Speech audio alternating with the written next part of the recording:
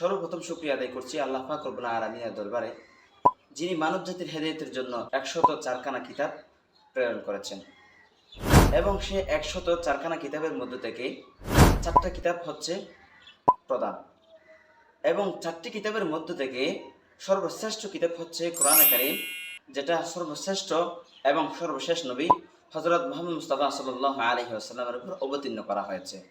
এই কিতাব কোরআন কারীমকে বোঝার চাহিদা পৃথিবীতে কার নাই? তো যদি আমরা এই কিতাবকে বুঝতে চাই, আল্লাহ তাআলার সেই কালামকে সামনে রেখে, যে আল্লাহ তাআলা বলেন আফালা ইয়াতাদাব্বারুনাল কুরআন, তোমরা কোরআন নিয়ে কেন গবেষণা করো না? এই কোরআন নিয়ে গবেষণা করতে হলে কোরআনকে বুঝতে হবে।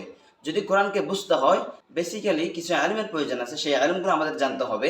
তার মধ্যে থেকে সর্বপ্রথম যে ইলম আমাদের জানা প্রয়োজন সেটা হচ্ছে ইলমে সরফ। এই ইলমে সরফ জানার জন্য দর্সে নিজামের মধ্যে 2টা কিতাবের ব্যবস্থা করা হয়েছে, আজিজুল মুবতাদি, মিজানুল সাহেব। এই 2টা কিতাবকে সামনে রেখে আমরা আপনাদের জন্য একটা কোর্সের ব্যবস্থা করছি।